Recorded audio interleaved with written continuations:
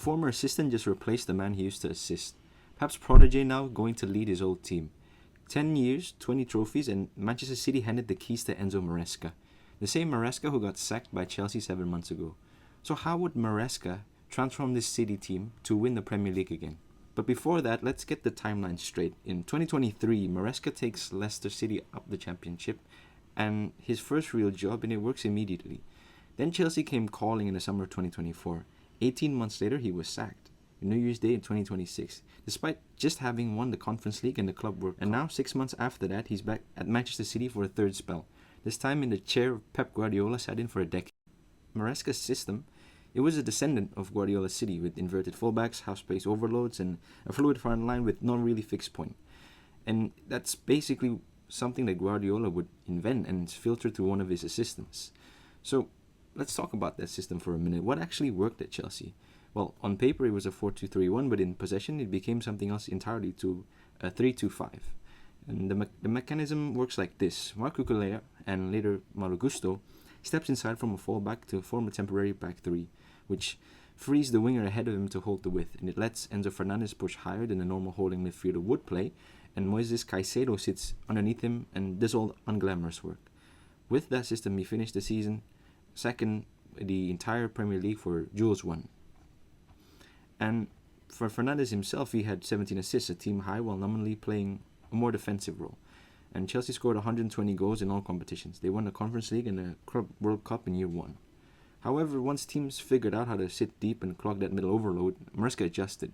The shape shifted again to a 3-1-6, dropping one midfielder back and overloading the last line instead of the zone in front of it. And the key to the pattern has always been the ability to overload the central areas to play through. So if it worked that well, why was he gone? Well, there was no dressing room revolt. The reporting was consistent on 3 specific causes: a dispute over transfer, disagreement over salary, and friction with the club's medical department over how players were being managed. That's a breakdown with the boardroom.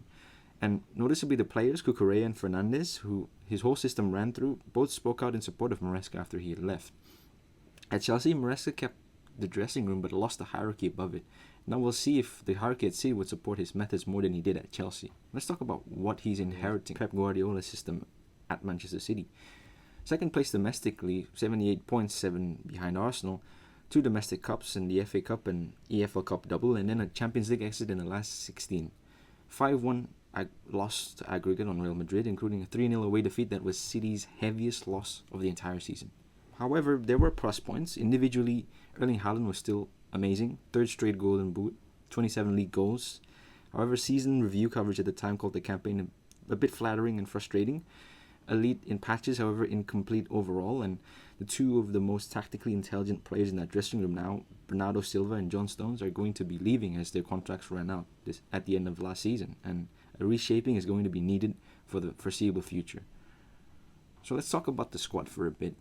Maresca's system needs centre-backs that can calmly build under pressure, and here's who's available at City. Ruben Diaz is the legacy anchor. His positioning, aerial command, and leadership knows one of the best in the league, but his minutes dropped noticeably last season with only 26 appearances. Josko Guardiola is the closest match to what Maresca actually wants, with over 90% pass accuracy, comfortable building from deep, and Mark Gahey came in January as a replacement, and he played really well. And Abdelkader Kushanov is the athletic project. I mean, his legs are there, but the passing range isn't quite there yet. So there are some options and some things to consider for Maresca in building and combining this back 3 or back 2. Let's talk about the fullbacks. On the right, City actually have a head start. Mateus Nunes and Rico Lewis already invert into midfield for Guardiola, so that technical move transfers directly, even the purpose of it changes. And then off the left, Ryan Ait-Nouri and Nico O'Reilly are both traditional overlapping fullbacks, although Nico O'Reilly sometimes inverts as well. And it's definitely something that he can work with his players on if he is going to include his back 3. Now let's talk about the midfield pivot. Caicedo's job at Chelsea maps clearly onto Rodri, established defensively elite and a calm base, assuming that he's fit and the contract situation actually resolves. But the more interesting comparison is Fernandes to Elliot Anderson. Fernandes' value at Chelsea wasn't defending, it was showing up as a genuine goal-scoring presence from a nominal holding role, resulting in 17 assists and 9 goals. Anderson at Nottingham Forest last season already profiles almost identically, with an 84th percentile for progressive passes among midfielders and an expected threat ranking 9th in the league with 30 chances created. So City just bought Maresca's exact Chelsea player profile pre-installed for £116 million. And one more name to name here, which is rumoured. City reportedly closing in on Lille's Ayyoub Bouaddi, an 18-year-old Moroccan midfielder, at personal terms set to be agreed immediately, and the fee reportedly somewhere between 80 to 90 million pounds. However, he's not the end product in the way Anderson did. He's quite raw with 96 appearances for Lille and just 4 assists and 0 goals. His value is more to tempo control and progression and not goals and assists. And the reported plan isn't to throw him straight into the pivot. City are said to want to develop him specifically alongside Rodri. And if this deal actually closes, it's going to be something that City are going to work on in a project for the foreseeable future. So let's talk about the most interesting part of this whole appointment, which is where does Erling Haaland fit in? Now, Maresca's Chelsea attack had no fixed target. Nico Jackson, his whole job was to drop and drag defenders out of the box so someone else could run into the space that he vacated. Haaland doesn't quite do that. He can go long stretches without almost no involvement, and he can still decide a match with 1 or 3 touches.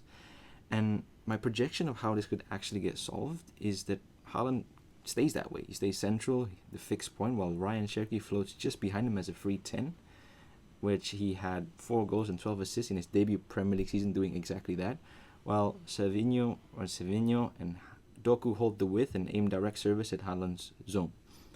And Matheus Nunes and Nico O'Reilly can invert from fullback at times, the same way that Cucurella did at Chelsea, but he's also a free winger to stay pinned instead of coming inside in this case.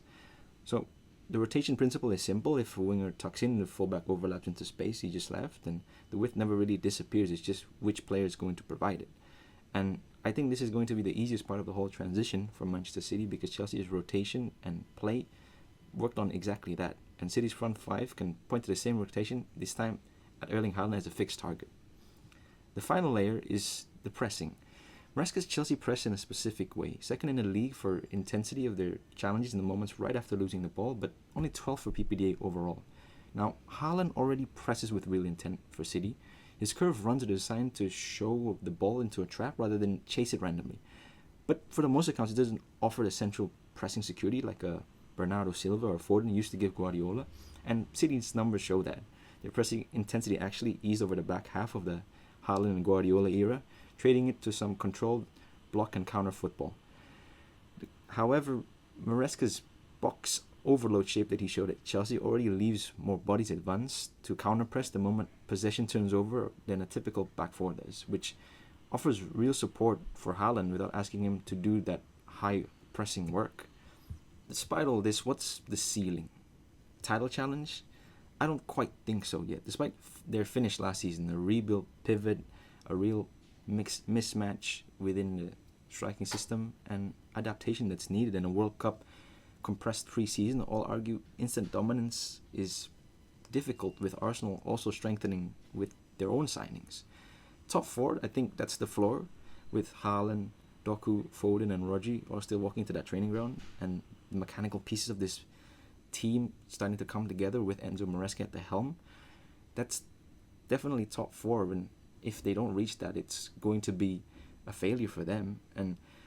But Enzo Maresca, he's not walking into a foreign system, he's walking into a good squad that's ready to accept his methods. And we'll see how far that takes Manchester City this season. That's all for the breakdown. I'm the Third Runner. Like and subscribe for more Hidden Pieces breakdowns.